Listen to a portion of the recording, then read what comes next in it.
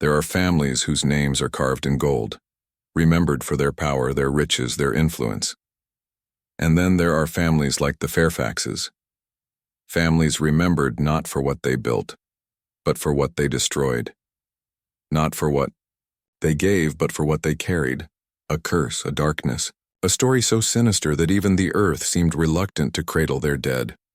The Fairfax family of Virginia was, by all accounts, a dynasty. They owned acres of farmland, sprawling fields, and one of the grandest mansions ever seen in that part of America. The house stood like a monument to pride, its pillars rising like pale skeletal fingers against the horizon. But behind the beauty of that estate was a weight that could not be explained. Even in its earliest years, locals swore the ground beneath the mansion was wrong, too soft, too unsettled. They whispered that the home had been built not on solid stone, but on something older, something restless. It is said that when the foundation was first dug in the late 1700s, workers unearthed bones, so many bones that some swore an entire burial ground lay beneath the soil. Some claimed they were the bones of native people driven from their land, others that they belonged to nameless travelers who had vanished along the roads. The Fairfaxes, eager to build their legacy, ordered the bones carted away in silence. No graves, no prayers, no respect. The house rose above a forgotten cemetery, its walls drinking in the silence of the dead, and from that moment, people said, the Fairfax name was marked. The family themselves seemed oblivious, or perhaps willfully, blind. They filled the halls with fine carpets, oil paintings, and chandeliers that glittered like cages of light. Their portraits still hang in fragments today, stern faces, unblinking eyes, the kind of expressions that seem to follow you no matter where you stand. But wealth and finery could not keep away the rot. Servants spoke of doors that shut themselves, footsteps in empty corridors, and voices murmuring from the rafters when no one else was awake. The children of the Fairfax family grew up with lullabies of whispers.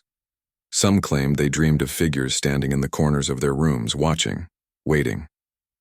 Others would wake with scratches on their arms and no memory of how they appeared. Yet whenever the servants tried to speak, their words were silenced. Do not shame the family name, the elders warned. Do not give breath to shadows, but shadows do not need permission. The first tragedies were quiet, too quiet. A fever that took a son, a fall that claimed a mother down the grand staircase, a hunting accident that left a father cold before his time. Each death explained away as coincidence, as fate, as misfortune. But among the townsfolk, whispers grew louder. They said the Fairfaxes had stolen land soaked in blood, that the spirits buried beneath the house wanted payment in flesh, that the family was not living in a home, but in a mausoleum dressed in paint and silk. The house itself seemed to breathe. In winter it groaned as if shifting against the weight of some unseen burden. In summer its walls sweated with moisture, as though the house were alive, pulsing. Guests who stayed overnight rarely returned a second time. One woman claimed she awoke to find a man standing at the foot of her bed, his eyes hollow, his mouth sewn shut. When she screamed, the figure dissolved into the shadows on the wall. By the dawn of the 19th century, the Fairfax family's reputation was not simply one of wealth, but of dread. They hosted lavish dinners, grand dances, masquerades, filled with wine and music, but beneath the laughter there was always a silence heavy and suffocating. Guests felt it pressing in on them, that sense of being watched, of being counted, and yet the family endured. For every death, there was another birth. For every tragedy, another inheritance. The Fairfax bloodline continued, and with it, the curse. Some whispered that perhaps the Fairfaxes had made a bargain, that the land had not only cursed them but sustained them, that the darkness that claimed their loved ones also protected their fortune. A chilling irony, because while their crops flourished and their estate expanded, the surrounding communities suffered droughts, poor harvests, and unexplained illness. The Fairfaxes grew fat on prosperity, even as others starved, and that only deepened suspicion. Perhaps their wealth was being purchased at a price far older and far crueler than coin. It is here, in the first breath of their history, that the story takes on its macabre shape. For the Fairfax legacy was never about one tragedy, one fire, one death. It was a chain, a binding rope of sorrow woven through generations. Every son, every daughter, every master of the house would one day face it. Some families passed down heirlooms, jewels, letters, silver cutlery polished by time. The Fairfaxes passed down something else. A silence, a fear, a shadow. Even today, the ruins of their estate still stand, the skeletal remains of walls reaching into the sky. Travelers who pass by say they feel watched, even on the brightest of afternoons. Children dare each other to press their ears against the crumbling stones to listen closely, and some return pale, whispering that they heard voices on the other side. Voices asking to be let out. The Fairfax family built their empire on soil that did not want them, beneath rafters that remembered screams, inside rooms that never slept. They built a house of grandeur, yes, but they also built a house of shadows, and in those shadows something waited, something still waits.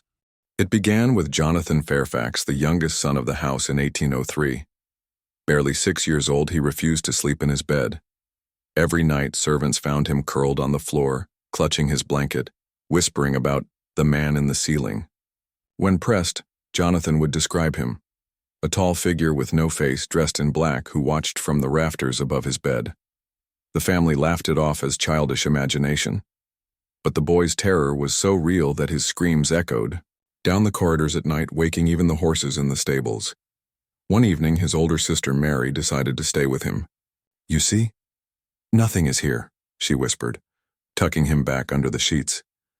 But as she blew out the candle, she too froze. For in the dark, the ceiling seemed lower. The beams appeared swollen, as though the wood itself had bulged inward. And from that swollen timber came the faint sound of breathing. Mary never admitted what she saw. But from that night onward, she refused to sleep in the children's wing. Jonathan's screams continued for weeks, until one morning, the boy was found asleep at last, too still, too cold. His death was attributed to a sudden fever, though he had shown no symptoms the day before. His small coffin was lowered into the Fairfax plot, while whispers spread through the servants' quarters. The house had claimed its first child. The feast that went wrong. If the death of Jonathan unsettled the household, the second omen terrified the town. Months later, the Fairfaxes held a grand feast. Their hall blazed with candlelight, their tables heavy with roasted meats, sugared fruits, wines imported from across the Atlantic. They wanted to remind the town that tragedy had not weakened their name. But when the servants brought out the final dish, a great roasted pig glistening with honeyed glaze, the hall fell silent. For across the animal's face, burned into the skin by some cruel trick of the fire, was the shape of a hand. 5 long fingers, splayed as though reaching from within the beast itself. Some laughed nervously, claiming it was coincidence, nothing more than the pattern of heat. But others left the table without eating. That very night, 3 guests fell violently ill. By morning, 1 was dead. The town began to murmur. The Fairfaxes, they said, had fed their guests cursed meat. And the hand upon the pig's skin? A warning. A mark of something hungry, clawing to be free. The family silenced such talk with money and denial. But beneath the chandeliers, the servants whispered. The dead beneath the house had stretched out their fingers at last. The night of ashes. The third omen came not in silence, but in fire. One winter evening, smoke was seen rising from the eastern wing of the mansion. By the time the family and servants rushed there, the nursery was already aflame. Toys melted, wallpaper blackened, cribs turned to cinders. But strangest of all, the fire did not spread beyond that room. It burned hot and violent, consuming every inch of the nursery. Yet when it ended, the doorframe itself remained untouched. Inside the charred ruin, the walls bore strange markings, scorched into the plaster. Circles, triangles, symbols no one in the family recognized. The fire claimed no lives, for the children had already been moved from that wing after Jonathan's death. But the meaning was clear. Whatever haunted the Fairfax mansion wanted the children. It wanted their innocence, their laughter, their future. The next morning, Mary Fairfax, the same sister who once stayed with Jonathan, was found scribbling those same symbols on the back of her hand in ink. When asked where she had learned them, she replied in a flat, unfamiliar voice, "He showed me." The howling at the gates by now, even the townsfolk had grown wary of the estate. The once proud mansion that had symbolized wealth was now a landmark of unease. Farmhands refused to work the fields at night. Guests stopped visiting altogether. One evening, as the wind swept across the barren fields, a sound carried from the estate gates. It began as a low whistle, then rose into a howl, a cry that was not quite human nor entirely animal. It shook the iron bars, rattling them as if unseen hands were pulling from the other side.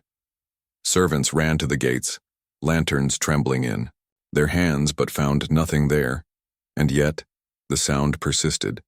Night after night it returned, until even the family admitted to hearing it. The howls were said to echo the voices of all those who had died within the Fairfax line, a choir of the damned rehearsing their grief. One servant, bold enough to speak, claimed it was the land itself screaming, that the ground beneath the house wanted to open to swallow everything whole. The portrait that wept, perhaps the final omen of that cursed decade, was the most chilling of all. Above the fireplace in the grand hall hung the portrait of Samuel Fairfax, the patriarch who had first ordered the bones dug up when the house was built. His image was severe, his eyes cold, his hand resting on a cane of black wood. One evening, as guests gathered for another attempt at a grand supper, a sudden silence fell over the room. For from the eyes of Samuel Fairfax, dark streaks had begun to flow, thick black tears trailing down his painted cheeks. The servants rushed to clean it, believing the paint had somehow spoiled, but when they touched the canvas, their fingers came away stained not with pigment, but with something foul, something that smelled of rot. The portrait was removed that night, but the stain remained on the wall, no matter how many times it was scrubbed. A family unaware, a curse that grew each omen could have been dismissed, a child's fever, a strange fire, an accident in paint. But together they formed a pattern too dark to ignore. And yet, the Fairfax family pressed on, blind to the warnings. Their dinners continued. Their wealth grew. They looked outward to the world, never inward to their haunted halls. But curses do not fade when ignored. They grow, they wait. And for the Fairfax family, the omens were only the beginning. For in the shadows of their estate, something ancient was stirring, something that had been buried long before their name was ever spoken, something that had waited centuries to rise, and when it rose, it would demand more than omens. It would demand blood. They say silence is peace, but within the Fairfax estate, silence was never kind, never soft, never holy. It was a predator that crept into every corner of the house and pressed itself against the throats of those who lived there. And by the year 1812, the silence had become unbearable. So heavy it seemed to drip from the ceilings and seep through the carpets, and the servants would mutter that even their own footsteps no longer sounded right, that the wooden board swallowed the echo before it could breathe. It was as though the walls themselves had grown ears, listening, absorbing, storing each whisper for some darker purpose. And at night, when the family gathered around the supper table, forks scraping against plates, there came a strange rhythm to the room, as if just behind the walls someone else was eating too, chewing slowly, deliberately, mocking their movements with grotesque patience, and the children, pale and withdrawn since the omens had begun, would glance at each other with wide, watery eyes, sensing what the adults refused to say aloud, that the Fairfax home was alive and its hunger was deepening. At first the silence merely unsettled. Doors that closed made no sound. The grandfather clock would stall for hours before its gears clicked again. Birds that perched on the estate fence never sang, and the wind that once howled across the field seemed to halt at the property line, as if unwilling to cross into cursed ground. But soon the silence became a weight upon the lungs, and the servants swore that in certain rooms, particularly the abandoned nursery and the long corridor outside the library, the air itself grew too thick to breathe, forcing them to stagger backward, gasping, as if invisible hands had pressed down upon their chests, and when they begged to leave, the Fairfax matriarch Eleanor dismissed them, claiming their fears were superstitions of the weak, though even she, in her private quarters, wrote frantic letters to her sister about how she often woke drenched in sweat, certain that something had been leaning over her in the night, watching, silent as the grave, its breathless presence filling the room like smoke that could not be seen but suffocated all the same. The silence grew clever too, for it did not remain constant. It came in waves, pulling back only to crash harder, so that sometimes the family would hear faint noises in the distance, footsteps pacing the upper floor, the faint lull of a woman, humming by the well the groan of a door hinge, but when they rushed to find the source they would be greeted with nothing at all, nothing except the vast suffocating hush that mocked their fear, and this cruelty wore at their sanity, making them question not only what they heard, but whether they had ever heard anything at all, until doubt became more poisonous than truth. For truth at least could be fought, while doubt gnawed from the inside, leaving one hollow. By spring, the silence had begun to manifest in ways no one could deny. One evening, the eldest son, Charles, was found in the music room, pounding furiously at the keys of the family's grand piano, his hands bruised and bleeding as he struck, note after note.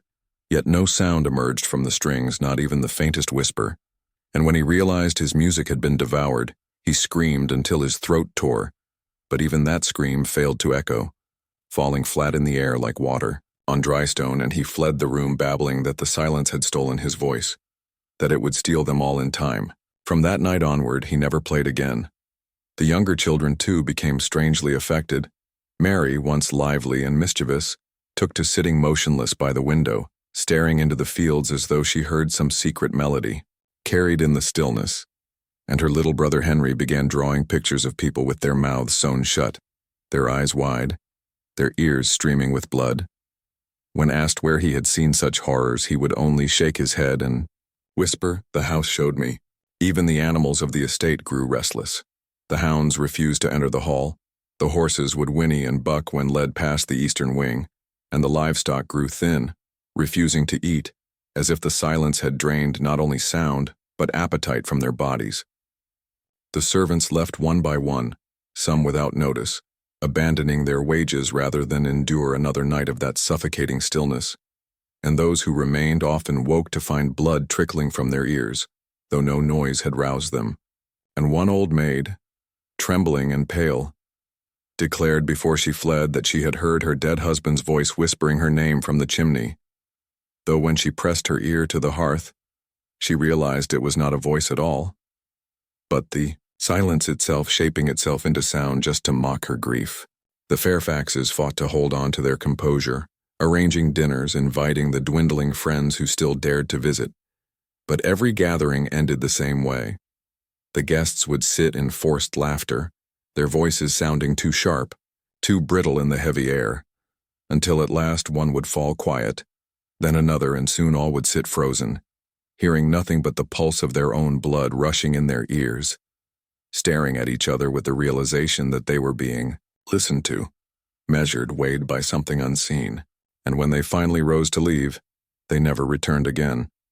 Soon the estate was shunned entirely, its gates left untouched, its fields overgrown, its grand halls echoing only with the heavy silence that grew stronger with every soul it devoured, and the family themselves withdrew, gaunt and pale, their conversations dwindling into whispers, then into gestures, until at last there were whole days where no word was spoken under the Fairfax roof, as if they too had been absorbed into the hush, their humanity thinning with each passing dawn.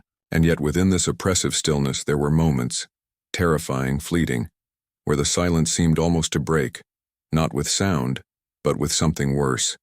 In the dead of night, Eleanor would wake to find the entire household gathered outside her chamber, their faces blank, their lips unmoving, their eyes wide and fixed upon her, and when she whispered for them to speak, None did.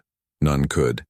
And in that dreadful instant she understood the truth the servants had long suspected.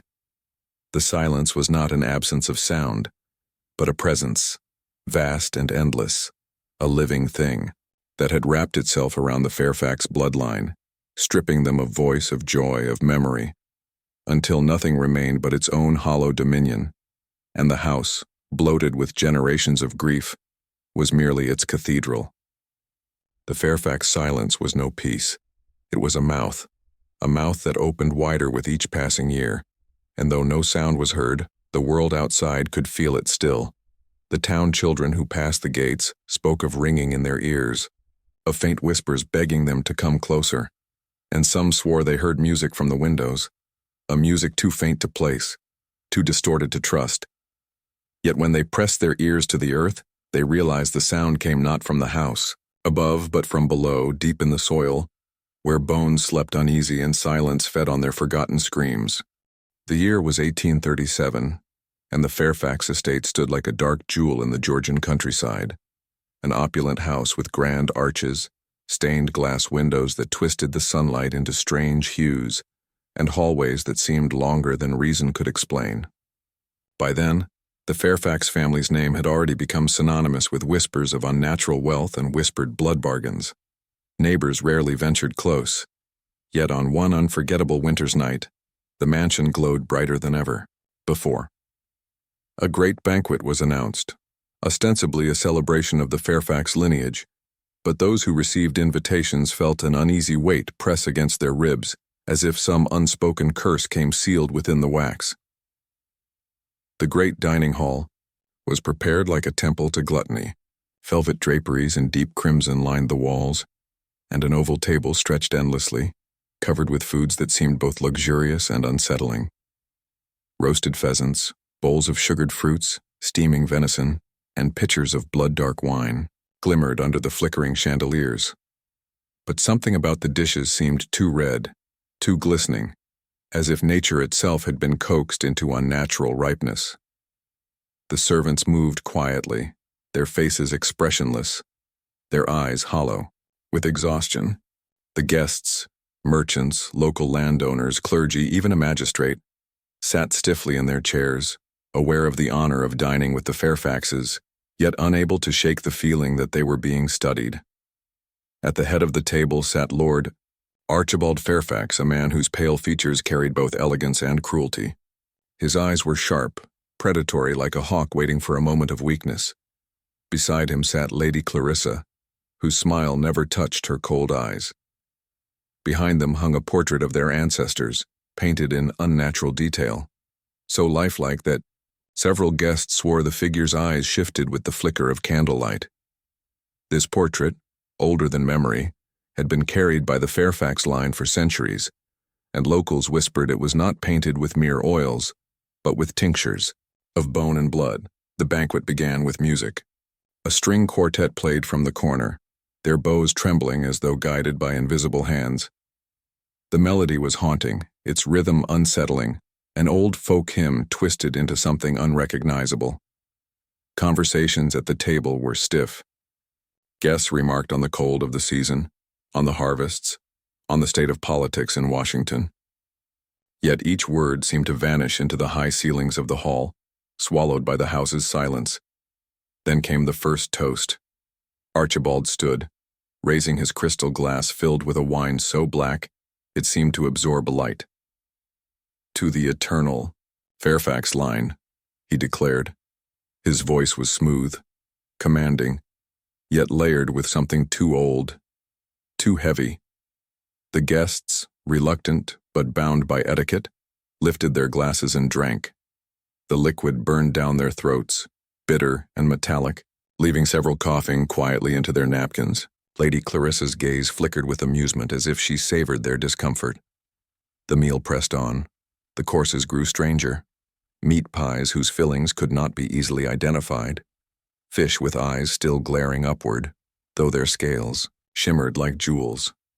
A dish of special delicacies served under silver lids that, when lifted, revealed cuts of meat marbled in a way no farm animal's flesh should be. Guests whispered nervously to one another, and yet, As if under some spell, they continued to eat. As the wine flowed more freely, the air thickened with unease. Shadows stretched longer across the walls, moving oddly against the candle flames. The quartet's music faltered, and one violin string snapped, yet no one dared speak of it. The house seemed to pulse, as though the walls themselves listened. Then came the second toast. Lady Clarissa rose this time, her glass trembling slightly, though her smile remained sharp. "To those who keep our family eternal," she said. The word sent a chill through the guests, though many forced awkward laughter. What did she mean? Eternal. Some glanced nervously at the servants, whose faces betrayed no emotion. Moments later, the first incident occurred. One of the guests, a merchant from Savannah, began to choke violently. His face turned red, then purple. He clutched his throat as his wife shrieked, but when servants rushed forward, Archibald raised a hand to stop them. "Let it be," he said coldly. The merchant collapsed against the table, his head falling into his plate. Wine spilled, staining the white cloth like fresh blood. A hush fell over the room. Yet strangely, no one left. No one ran. It was as though some invisible weight pressed them into their seats. Archibald leaned forward, his voice low but clear. "Death joins us tonight as a guest of honor." His words seemed rehearsed, ritualistic. The portrait behind him seemed to darken, its painted eyes gleaming. After the body was dragged away, the banquet resumed. New courses were brought, the wine replaced, and forced laughter returned to the table. But the mood had changed. Guests now glanced constantly over their shoulders, whispered prayers under their breath, and stared into their plates as if the food itself might betray them. Yet despite their terror, they continued to eat. And then came the third toast, the one that would forever stain the name of Fairfax. Archibald stood once more, but this time his voice was different, guttural, as though something ancient spoke through him. "To the offering," he declared. His glass shattered in his hand, though he did not bleed. The lights flickered violently, plunging the hall into brief darkness. When the candles reignited, several chairs at the table were empty. Guests looked around frantically, searching for their neighbors who had been there only seconds before. Lady Clarissa raised her hands, her voice lilting like a hymn. "They are where they must be. The house takes what it needs." The hall was consumed by screams. The screams ricocheted off the vaulted ceilings, but they carried no echo, only a suffocating silence that swallowed them whole. Where moments before there had been laughter and tense smiles, now only terror reigned. The guests clawed at their chairs at the doors, but the wood refused to budge, as though fused by unseen hands. Servants stood in stillness, their eyes fixed forward, their bodies unmoving like mannequins. Some guests shook them, slapped their faces, but they did not stir. They were vessels, empty, obedient, carved hollow long ago. Archibald's voice cut through the chaos like a blade. "Sit. Do not dishonor the table." His tone was not loud, yet it carried a weight so immense that trembling hands obeyed him against their will. The survivors slumped back into their seats, gasping for breath, sobbing quietly, unable to disobey. The missing guests were not gone entirely. In the flickering shadows, shapes appeared along the walls, human outlines writhing as though trapped within the wood itself. Their mouths opened in silent screams, hands pressing against the surface, their bodies twisting grotesquely. One woman fainted at the sight, her face pale as milk, but Clarissa only tilted her head, smiling like a proud hostess. "Do not pity them," she whispered sweetly. "They are now part of the house. They will never hunger again." At that moment, the portrait behind Archibald seemed to breathe. The painted ancestors shifted subtly, their lips curling into cruel smiles. Guests swore that one figure, a woman with hollow eyes, raised her painted hand and beckoned to them. The feast continued. Dishes were replenished, steaming and fragrant, though none dared taste them. The smell alone was maddening, sweet, metallic, like roasted flesh.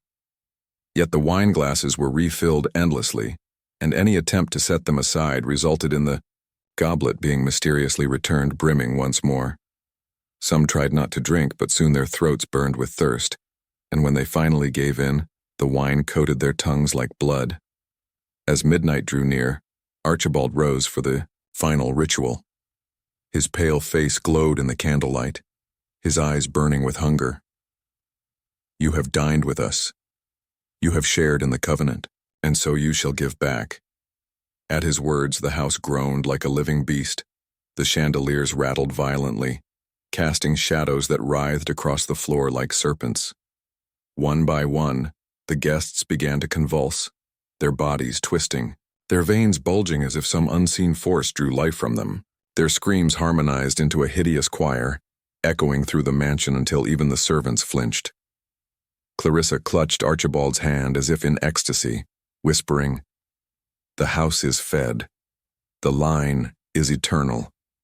The air thickened, every breath becoming a labor as though the room itself demanded payment for every lungful of oxygen.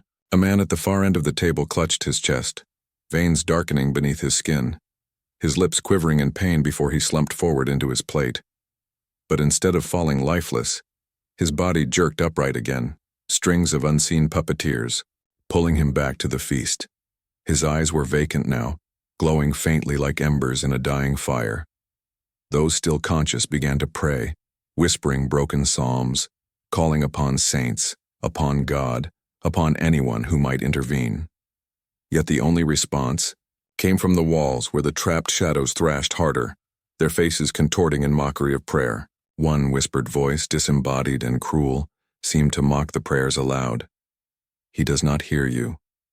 Only we do." The candles dimmed, leaving only the faint glow of the fireplace. Its flames no longer looked like fire, but like writhing limbs, each flicker a silhouette of something human yet distorted. Clarissa rose gracefully, her gown whispering across the floor, and held a decanter of wine above the flame. The liquid hissed as it poured, yet the goblets filled themselves regardless. "This is your covenant," she declared. "Drink and surrender. Resist and the house will take you whole." Some gave in, hands trembling as they drank.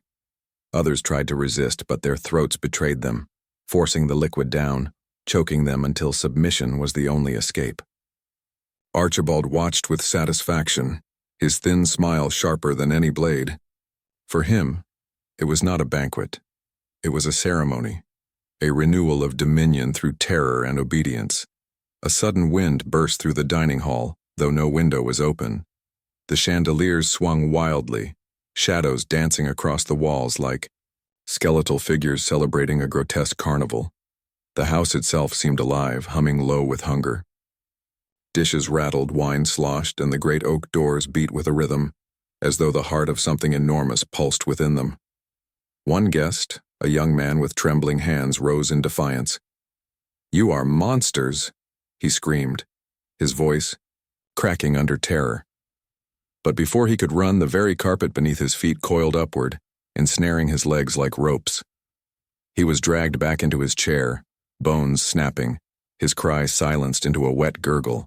When he lifted his head again, his eyes glowed with the same ember light as the others who had been claimed. Archibald raised his glass high, as though toasting the grotesque spectacle. Every century the covenant is renewed. The Fairfax name does not die. The world forgets, but the house remembers. His words echoed unnaturally, layered with whispers that belonged not to him, but to the generations of the dead seated at the table with them. Clarissa leaned forward, her lips curling, into a smile that revealed teeth far too sharp for a human mouth. "Eat, drink, and despair. You are not guests. You are offerings." At that moment the final bell struck midnight. The sound was so loud, so piercing, it shattered some of the crystal goblets on the table. The hall trembled, the fire roared, and every guest left screamed together in one final chorus before the sound collapsed into silence. Only the Fairfaxes remained at the table, calm and smiling, as if nothing had happened. Morning came reluctantly to the Fairfax estate. The sun should have broken through the stained glass windows, but instead, the house remained cloaked in a gray haze, as if dawn itself feared to enter. Servants whispered of what they had seen, though few dared speak too loudly. Some swore they heard laughter echoing from the dining hall long after midnight had passed, a laughter that was not human, but layered, as though hundreds of voices spoke at once. Only one guest survived the banquet of shadows. A woman named Eleanor, pale and trembling, staggered into the stables at dawn. Her dress was torn, her hair matted with blood, her eyes wide with a terror that seemed to have no end. She begged the stable boy to ride for help, but when he looked upon her, he claimed she was not alone.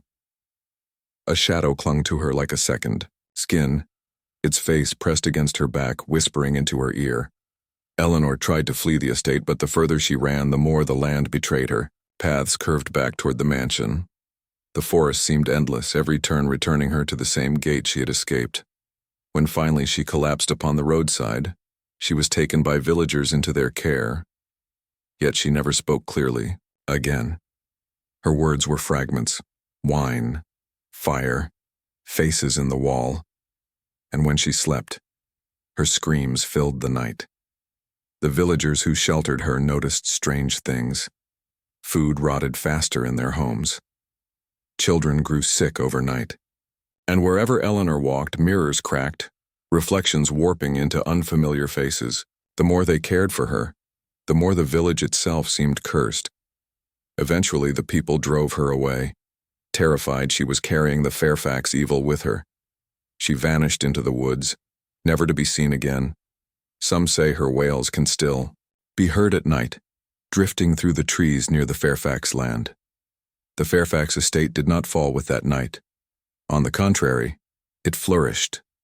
Generations of Fairfaxes prospered while others around them starved, their wealth deepening as though nourished by something darker than gold. The house itself stood unyielding, timbers never rotted, stone never crumbled. Where other mansions fell into ruin, the Fairfax home grew stronger, as if the blood spilled within its walls had sealed it against time. Rumors followed the family wherever they went. Fairfaxes were said to live longer than most, though their eyes carried a strange glow, faint but unmistakable in candlelight. Their portraits aged differently, faces distorted subtly, eyes following visitors across the room. Servants rarely stayed long. Those who did often disappeared without explanation, and yet the Fairfaxes maintained respectability. They held grand feasts, sponsored churches, and sat in positions of power. To the outside world, they were nobles of wealth and refinement, but to those who whispered in secret, they were something else entirely, keepers of an ancient covenant, bound to a banquet that could never end. Even in modern times, locals claim the estate still stands. At night, the windows burn with candlelight, though no one is seen entering or leaving. Travelers speak of music drifting across the fields, violins, and laughter echoing faintly in the wind. And those who dare to approach the gates swear they hear a whisper: eat, drink, and despair. And so, the tale of the Fairfax family lingers like smoke, impossible to grasp, yet impossible to ignore. A dynasty built not only on land and wealth, but on something far more sinister, an inheritance of blood, shadows, and bargains struck in the dark. The house may still stand, its walls fat with secrets, its windows glowing like eyes in the night, watching, waiting, hungering. What truly happened within the Fairfax dining hall that night may never be proven. Perhaps it was just superstition, twisted by fear and rumor, or perhaps it was something far older, a ritual that bound a family to powers best left unnamed. But the question remains: how much of the Fairfax prosperity was earned and how much was consumed? When you hear laughter on the wind, when you see a shadow move against the wall with no body to cast it, remember the Fairfaxes. Remember the covenant sealed in blood and wine. And ask yourself, if invited to their table, would you accept the glass? Or resist until the house itself took you whole? This was the macabre history of the Fairfax family, a sinister tale. If you want more chilling journeys into the darkest corners of forgotten history, make sure to like this video, subscribe, and turn on the bell icon, because there are Countless more stories waiting in the shadows, eager to be told. Until next time, beware the banquet.